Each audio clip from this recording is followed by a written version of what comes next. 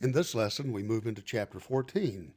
Now, if you recall from the last chapter, chapter 13, in our examination of media effects, we laid out a number of theories about explanations of the relationship between the content of mass media and how we as human beings make use of that media and raise the question.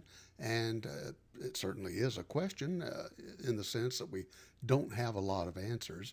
But we raise that question: does the content of the mass media have effects on us? And if so, what are those effects? And if so, are they powerful effects? Are they minimal effects? Are they somewhere in between? And so we probably ended chapter 13, quite frankly, with more questions than we did answers. So as we move into chapter 14 on governance in the mass media, then maybe we'll get a little uh, deeper, a broader understanding, at least, of the possibility of effects of the media on the way that governments operate, not just the United States government, but certainly governments around the world. The mass media are pervasive and are universal. And while we might tend to want to be ethnocentric, that is, to direct our focus to the world immediately around us in the United States, it certainly bears mentioning that the relationship between the media of any nation and its government can be vastly different than what we here in the United States experience. Now, just a brief walk down memory lane of history. You know, several times this semester in our lessons and in your textbook readings, there have been discussions about the history and the evolution, the development of mass media, which we tend to take back to around the 1450s with Gutenberg's development or invention of the printing press. But now, if we go back into medieval times, if we go back several centuries prior to that, and we just sort of take stock as a reminder of what life was in Europe at that time, we find much like, well, I don't know if it's much like, it suggests to me as a reminder the caste system of India today, the classifications of people according to birthright and wealth and status and position. And so the term that's used to describe in medieval England and in France how people were classified into groups, those were called the estates. And for any number of years from the time that term was first applied, the world talked about three estates. And those are shown on your screen there. The first, because religion was of such great importance to the peoples of that time, the first group of people were those who uh, delivered the Word of God, the clergy.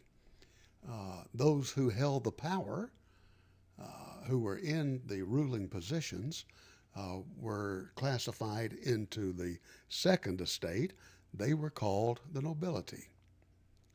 And that left the vast majority of the population, which populated the third estate, and those were people such as you and me and our colleagues and friends, the common people. I'm presuming that if you've enrolled in this class, that you're not a member of the nobility and haven't been ordained into the clergy. So I think it's a fair presumption that we can view ourselves as commoners. We are members of the third estate. But in that time following the invention of the printing press, and remember, going back to some of the early chapters when we started our semester several weeks ago, we were talking about how the invention of the printing press led to, among other things, the spread of wisdom, the spread of knowledge, learning, and education, because the printing press certainly made it possible to print multiple copies of important pieces of information. important in religion, in politics, in scientific matters, and take the world as it was known at that time, largely in what we know today as Europe, and to advance civilization beyond that of an oral society, an oral tradition, where knowledge and information was handed down one generation to the next in spoken fashion, and pretty much limited to a small circle of people within a several mile or several tens of miles radius. Then, when information could be printed and printed in large quantities rather quickly and at a rather modest price, then all of a sudden, all of the world's information could be circulated over a much wider area. And so those people who were responsible for journaling, for gathering the information, for expressing it in written language, and then for printing it and distributing it, that class of people became known as the Fourth Estate. And we called it the press. It consists of those people who are engaging in this new practice of news gathering and information dissemination that we call journalism. And we give that name, it's, I guess, a nickname, if you will, the press. That's a result of a reference to the mechanism by which the communication occurred, that using the printing press with block letters and ink applied to them, pressing that ink onto paper for circulation and distribution. So the press then becomes the Fourth Estate. And what's important about that is in the bullet point at the bottom of our screen. And that is the Fourth Estate, the press, who by definition aren't members of the other three classes. They are somewhat removed and unattached to the clergy, to the common people, and to those in power in the nobility. And so they are sort of set aside, maybe in a somewhat special way if you want to look at it that way. But the Fourth Estate adopted as its role independence from the other three estates in the search for truth, and to gather information, report it in a truthful way. And so over time, what evolved was the idea that the press serves as the watchdog over government. Now, that's no more important then, or maybe we turn it around. It's more important today probably than ever. We have multiple sources of information that come to us both through the traditional mass media, the 7 that we talked about in Chapter 2, as well as the emerging, the digital forms of mass media over the internet. We are just overrun with information. Fortunately, the press performs this watchdog this watchdog role over government, to act as our proxy, if you're familiar with that term, Proxy, to sort of be in our place when we can't be at the activities when government is in operation, to observe what is going on, and then to communicate that to us in a variety of ways, initially by printing on paper, later by radio broadcasting of sound, TV broadcasting with sound and picture, later on even after that, and then to that point where we are today, where all three of those forms have converged in the internet. So the press serves much like a watchdog, much like an animal that observes what goes on to alert its master or its owner, if you will, of events that are going on.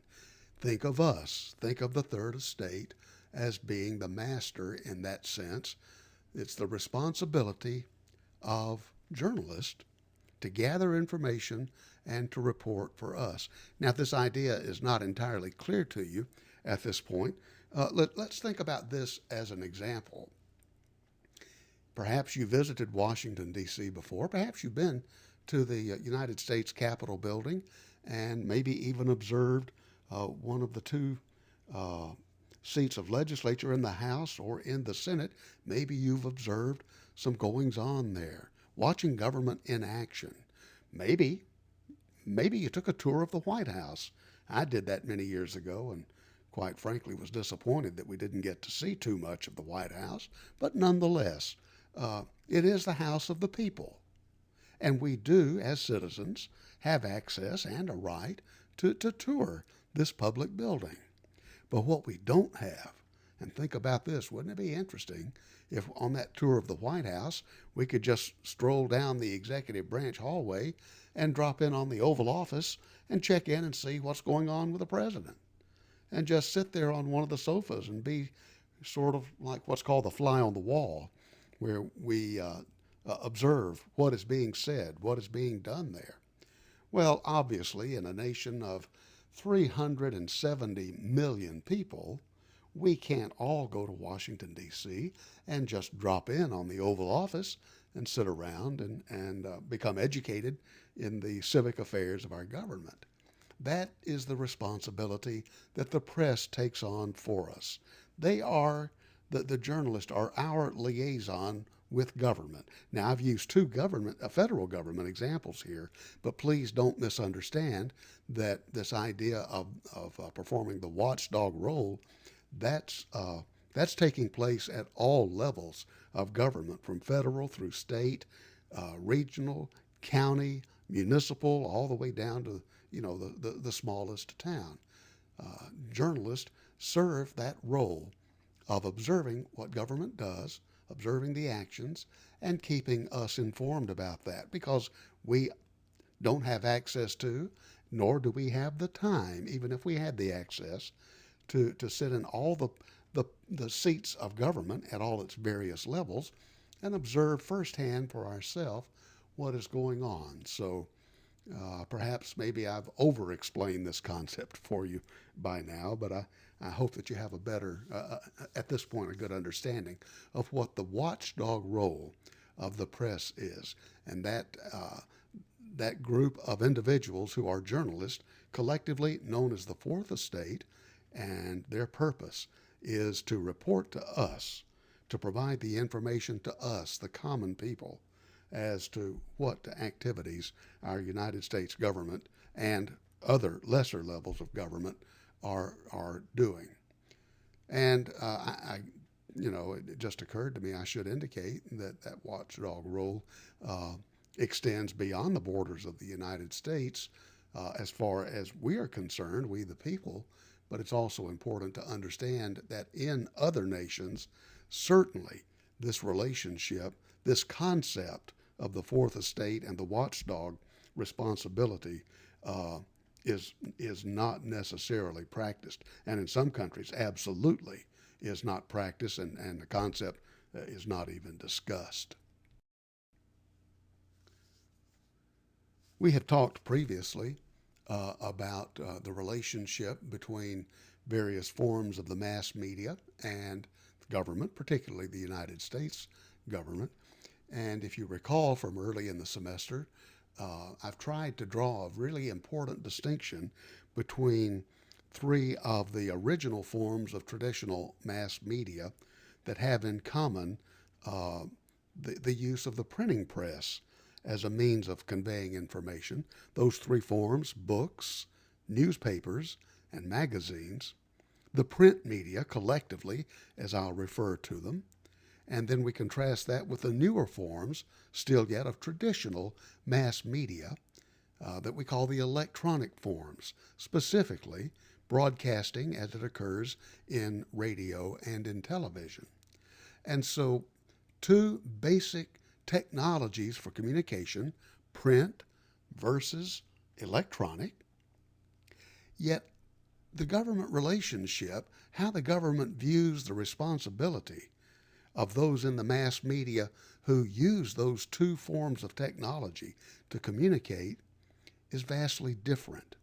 And it's different for the reason, this should be a reminder at this point, but if you didn't quite pick up on this in our discussion earlier in the semester. Let's review this one more time because it is so important to our understanding of the mass media in the United States and to what extent our government sort of inserts itself into the activities of the mass media. And it's a pretty simple idea. Let me see if I can keep it simple for you and explain it in the simplest terms. The difference that we need to understand about the print media, books, newspapers, magazines, collectively, versus the electronic media, radio and television, is this. The print media, those who own and operate the newspapers, the book publishers, and the magazine publishers, they can conduct every bit of their mass communication activities using materials and machinery that all can be privately owned. Broadcasters, on the other hand, by definition of the term broadcast, cannot conduct their business, that is, transmit their radio and TV broadcast to the American people, without using some of the property that is publicly owned, using the airwaves to send their signals, their electronic, invisible broadcasting signals from their radio and TV stations out to the people in the audience who have their radio receivers in their TV sets. Broadcasting cannot operate. No radio or TV station can operate without using publicly owned airwaves. On the other hand, those in the print media don't have to use any property at all that is publicly owned.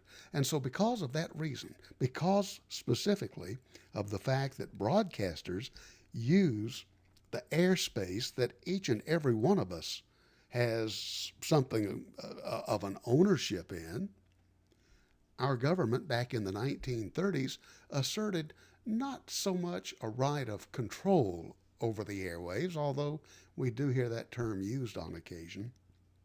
But let's use the term to supervise, that the government has some supervision over the airwaves, and that authority is really to ensure that this natural resource, this airspace in which these electronic radio and TV signals travel, that is a natural resource that is used for the greatest benefit of the largest number of people. Think of it as the natural park system. Many of you in this class have grown up in and around the state of Missouri, and more specifically in the St. Louis area. And when I say the Arch, the Gateway Arch, the Exposition Monument, you know what I'm talking about. That's a public park. The Arch is public property. It is part of the United States park system. Each and every one of us, in a sense, has sort of an ownership stake in the Arch. We don't own it individually. We own it collectively. And the National Parks Service is appointed by government to oversee the operation and the maintenance of that facility so that it brings the maximum amount of benefit to the largest number of people. So that's easy to understand because it's tangible, it's property, it's a big metal sphere, if you will. We can see that. We shouldn't, but we could touch it. It exists in our physical world. Well, so does the airspace, but we don't see those invisible electronic signals traveling through it. But nonetheless, back in 1934, Congress saw fit to pass a law that says the United States government asserts a right of supervision over the airwaves. And a number of activities that flowed from this piece of legislation that was called the Communications Act of 1934. Our Congress created an administrative agency, the Federal Communications Commission. You probably know it better if you know it at all as the FCC, and its responsibility as charged by Congress is to administer radio and TV station owners' use of the airwaves to broadcast radio and TV programs. And so on the screen are a couple of important concepts that have been created within the FCC over that time period since 1934 that I want to call your attention to. The FCC has the responsibility for making certain that broadcasters who own and operate the radio and TV stations do so in a manner that's consistent with the public, to benefit the public good, if you will. Now, the first of these, the equal time rule, maybe that's a little inaccurate in the sense of what the scope of the intention of the FCC is. Maybe we should talk about the equal opportunity rule. This pertains to the broadcasting of commercials by candidates for elective office. Particularly, we're talking about candidates at the federal level, in the House of Representatives, in the United States Senate, and for the executive branch of government in the presidency and vice presidency. It hasn't been that long ago that there was an election, a special election held in the state of Georgia for a vacant seat in the House of Representatives in that state. And during the short campaign season, a record amount of money was spent by the Republican and the Democratic candidate on television advertising in an attempt to win the election. And it was in the millions of dollars. A record was set for that amount of money that was spent. Now you ask, why is that important? Well, certainly I don't think it would come as any surprise to you to stop and think about the fact that television advertising in particular is of such eminent importance in our political process today in connecting candidates with people. And the equal opportunity rule ensures that candidates for elective office, for federal elective office, not only through their advertising, but more importantly, in the coverage that they are afforded by the news media, that the candidates for office are covered in equal fashion, if you will. That the media don't conspire to give one candidate representing one party any exclusive or preferential coverage in news or public affairs discussions that the other candidates who are legally qualified to run for that same office, that they should receive an equal kind of coverage.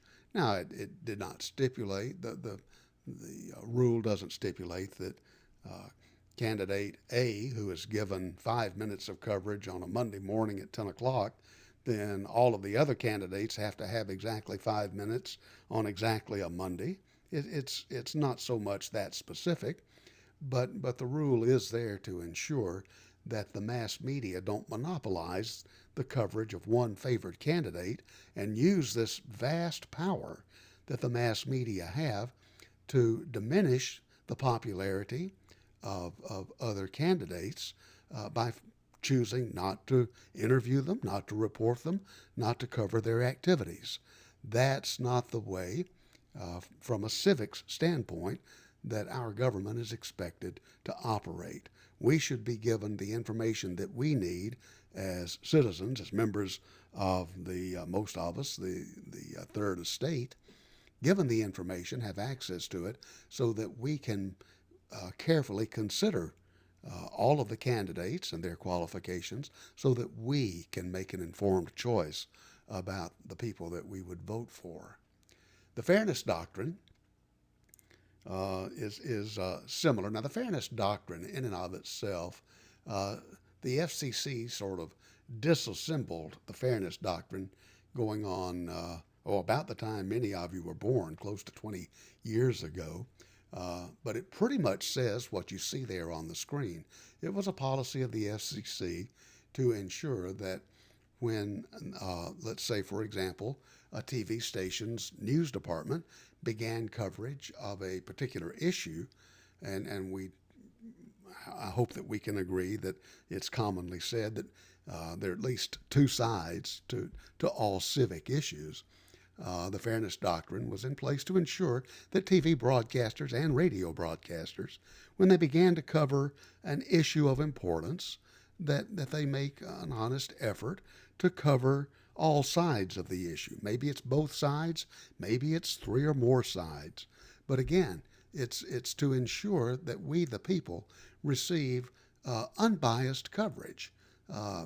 To offer coverage of only one side of an issue and to exclude from coverage and to exclude from providing viewers and listeners with information on the other sides, that's not it's not fair in the sense of fairness of publicity, and it's certainly not in the interest of a better government for us to not be fully informed.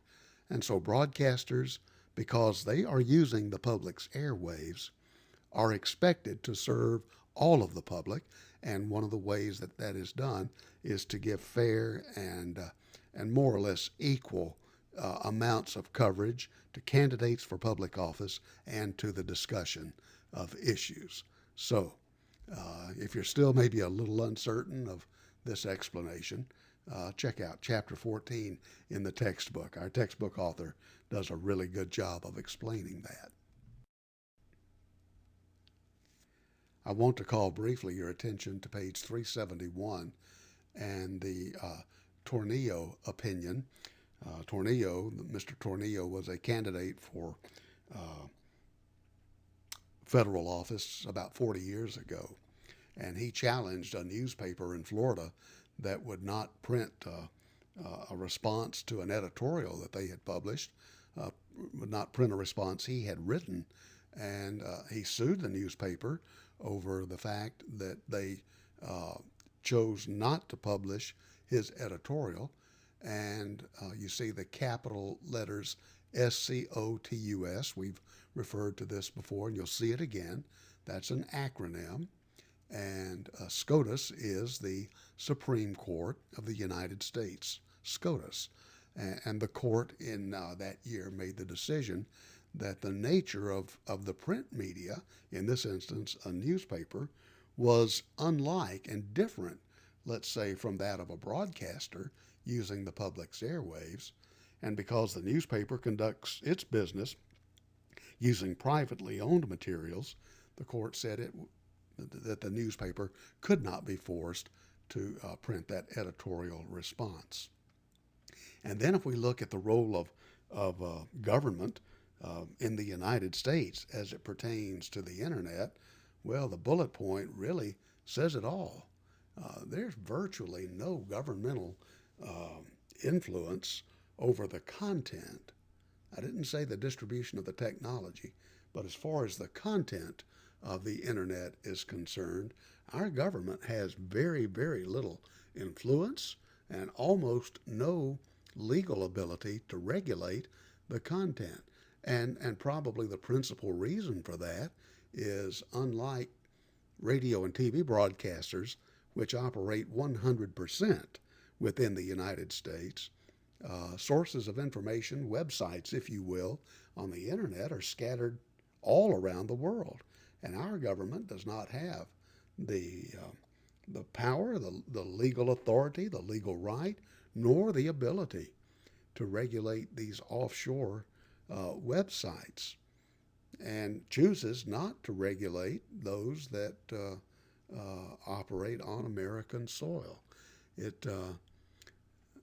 I've seen the term, and it may be in your textbook. I don't recall. Please don't hold me to this. Talking about the internet as being like the old Wild West of the 1870s, where the rule of the land was the law there. It's just very difficult to think about enforcing content over that is distributed over the internet. So we'll just leave it at this to say that in most circumstances, there's very little intervention by the United States government over what is distributed and available to us on the World Wide Web. Let's move now to a discussion about this. It's a mass media theory. It's alluded to in Chapter 13, where we talked about media effects, but it really fits more properly, I think, and this is your author of the textbook, his decision as well, and that is to situate this discussion of this phenomenon called agenda setting within chapter 14, and you can read about it specifically on page 371. And so let's begin by me asking you to contrast a couple of statements. And you see them there on the screen. What do you think about the mass media collectively, all the different sources of mass media? What do you think about their ability to influence what we think? Can the mass media tell us what to think? I don't think so. That's my thinking on it. I don't think the mass media can tell us what to think. But I do believe that the sources of information distributed over the mass media can be rather effective influencing what we think about. Now, please try and draw a distinction between those two thoughts in your mind. The mass media, it's believed, are not effective, or not very effective perhaps, in telling us what to think, but rather are pretty effective in influencing what we think about. Now, we need to maybe sit and let that sink in for just a moment. What exactly are we talking about here? So the second page of discussion, 2 bullet points here. Look at the first one.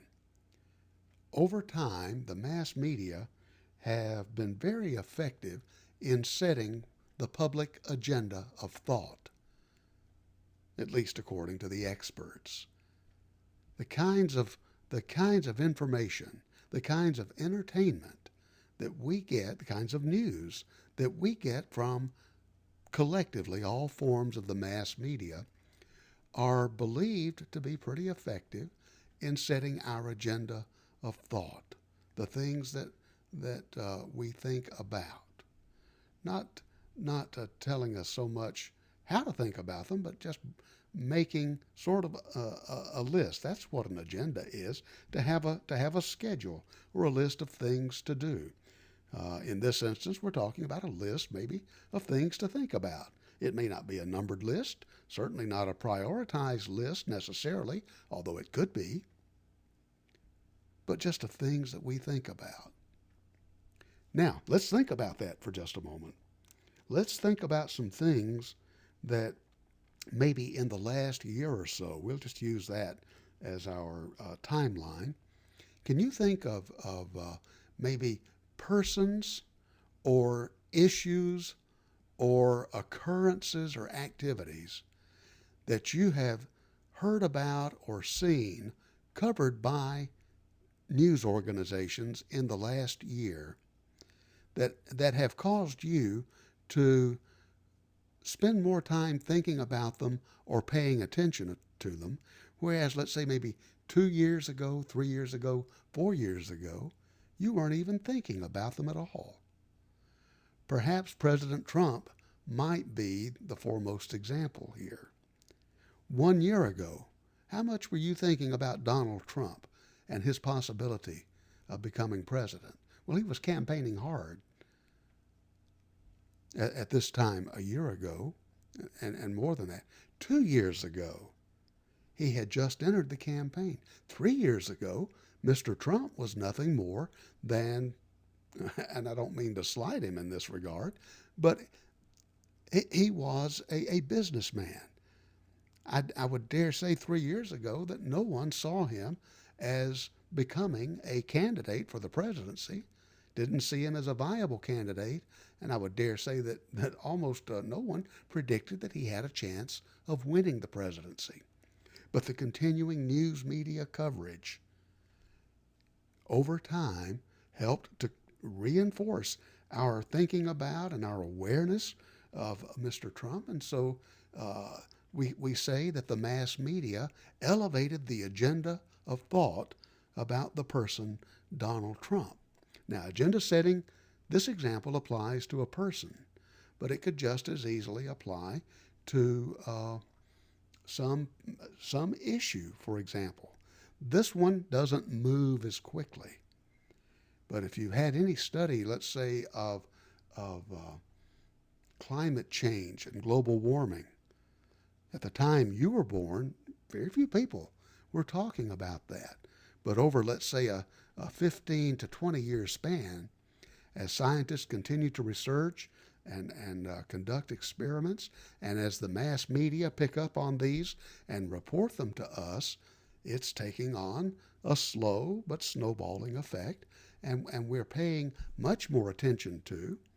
And the issue of global warming is much higher on the agenda of thought for many persons today than it was 10 years ago, and certainly as it was 15 and 20 years ago. So there's an example of an issue where the mass media have helped to increase the amount of thinking and the importance that people attach to persons and to issues.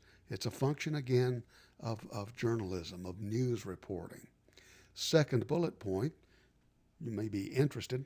Will you raise your hand if you've seen the movie Jaws?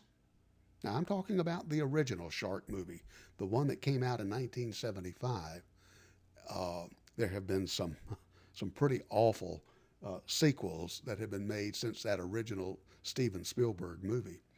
But if you've ever seen the original Jaws, perhaps you were scared by that mechanical shark that appeared in the movie. This is a good example using entertainment as an example to help understand the idea of agenda setting. Okay, so the explanation is this. Prior to the summer of 1975, if you go back and read the history of that time, the mass media did very, very little reporting about the attack of sharks on swimmers in the ocean, in the Atlantic or the Pacific or the Gulf of Mexico. All of a sudden, that summer, here comes this movie Jaws about this shark that's attacking swimmers in New England. And the effect was that millions of vacationing Americans who were going to the coast of the Atlantic, the Pacific, and the Gulf, who the previous summer would think nothing more than running out into the surf and having a good swim, and now they've seen this movie about this man-eating and woman-eating shark, and they're scared to death to even dip their toe into the water. That's a good example of agenda setting as it relates to entertainment in the mass media, not limited to news and information, not limited only to entertainment. It's very pervasive. The idea of agenda setting. Now, we need to set the stage for a really local part of this discussion. It's now been almost 27 years since the earthquake prediction of December 1990 was made. I don't know how much, if any, you know anything about what I'm talking about, this forecast or this prediction, but I can tell you that starting in early 1990, a climatologist, a scientist who studies meteorology and the climate, a scientist by the name of Ivan Browning, and I think, but don't hold me to this, I think he lived maybe in the Southwest, Arizona, as I recall, but he made a forecast in a news interview. His research and his information suggested that there was a better than likely chance. Now, focus on what I just said. A better than likely chance that there was going to be a major earthquake to occur somewhere along the New Madrid Fault that extends largely between St. Louis down south to Memphis, Tennessee.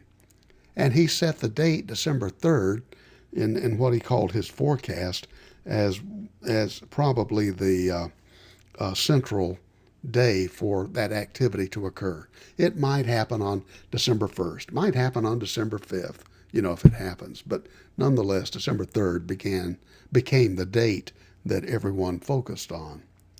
And prior to that interview's broadcast, very few people were really paying that much attention to at least in this part of the United States, to the likelihood of an earthquake occurring anytime in the near future.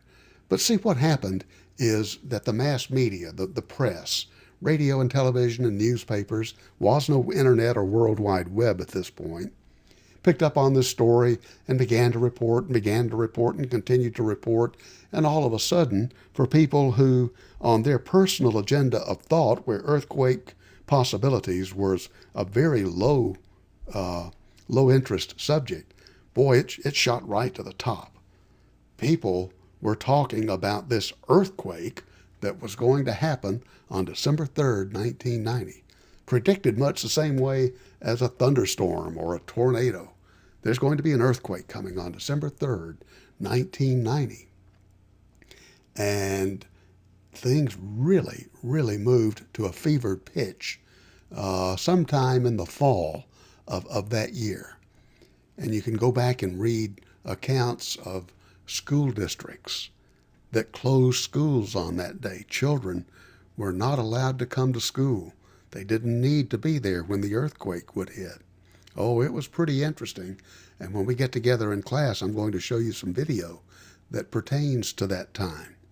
But right now, let's just suffice it to say that the coverage of this forecast by Ivan Browning by the news media took a subject that most people weren't talking about or thinking about, and all of a sudden caused it to rise to the very top of thought by many people. A lot of people believed and were scared that an earthquake was going to rattle southeast Missouri on December 3rd, 1990. Now, 10 years later, in December of 2000, take a look at this. This is an article that was published by National Geographic magazine. Obviously, there was no major earthquake on December 3rd, 1990. And 10 years later, well, you can read it in the print right there. Nothing happened in a small town on the Mississippi River 10 years ago this month. Those were the people expecting the earthquake. Somewhere in all of the coverage, there was the prediction that it would not only be occurring in southeast Missouri, but the epicenter of the earthquake would likely be somewhere around New Madrid, Missouri, about an hour southeast of Cape Girardeau. Well, and it didn't happen. So you can take a look at what's on the screen here, this portion of this article. You can go online and read the entire article if you're interested. But let's suffice it to say and wrap up on this thought that the idea of agenda setting probably has no better example, even today, 27 plus years later, that the coverage of the earthquake forecast certainly is an example of agenda setting, and it did change the agenda of thought for thousands of people who live in this part of the United States. We'll talk more about this when we get together in the class. Hey, I appreciate your attention. At this point, we'll consider ourselves done for Chapter 14, and our next lesson we'll be moving into Chapter 15. So thanks a bunch.